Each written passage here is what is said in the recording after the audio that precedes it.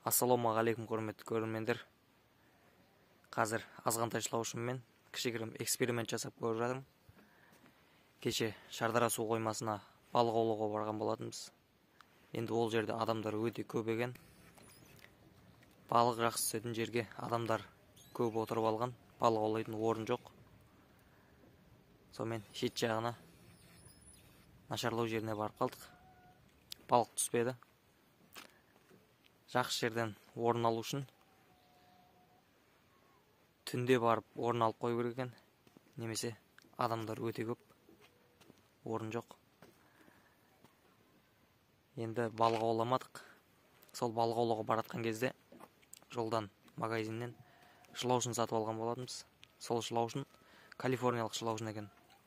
Балық түспеген соң соларды қайтып үйге алып келдім. Есіктің алдындағы құдықтан тұзды су шығады. Сол тұзды сумен бүйігім сөндіруге бола ма, болмай ма? Сол сұрақтың жауабын таппай жүрдім. Енді осы азғантайшылаушыммен соны тексеріп көрейін деп жатырмын. Жалпы ол тұзды суды мал ішеді, тауық ішеді. Бірақ сол құдықты қазған кезде есіктің алдына неше түрлі жеміс ағаштарын еккен болатынбыз. Сол ағаштарды сол сумен суарғаннан кейін барлығы өліп қалды. Енді сол тұзды сумен шылаушындар өмір сүре ала ма, сүре алмай ма? Соны тексеріп көріп жатырмын. Енді сол шылаушындарды көрсетейін. Азғантай шылаушынды осы ыдысқа салып қойдым. Мынаның ішіндегі сиырдың көңі. Бұл сиырдың көңінде тұзды сумен жудым.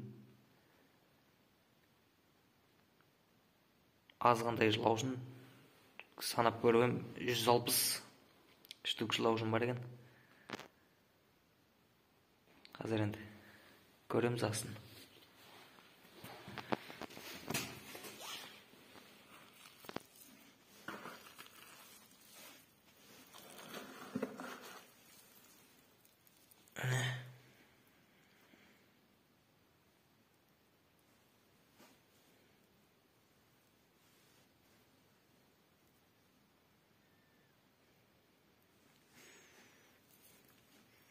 Осы азғантай шылаушыммен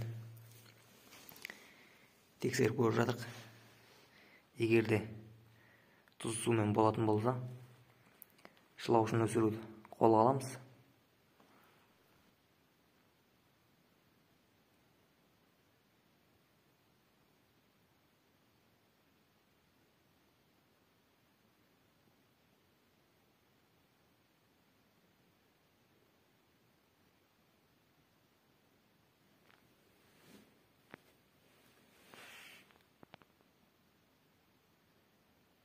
Қазір аяқтарды көрейік.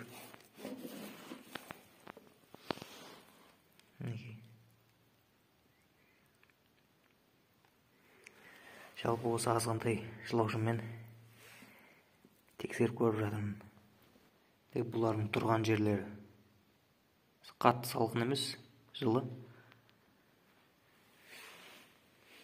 Көңнің влажности жақсы. Егер влажность төмендеп жатса, сол тұзды су түсемін.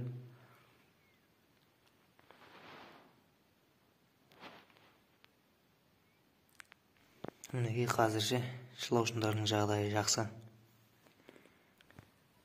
Жалпы осындай кішігірім эксперимент жасап көріп жатырмын. Комментарийға өздеріңіздің пікірлеріңізді қалдырып кетіңіздер. Сау болыңыздар.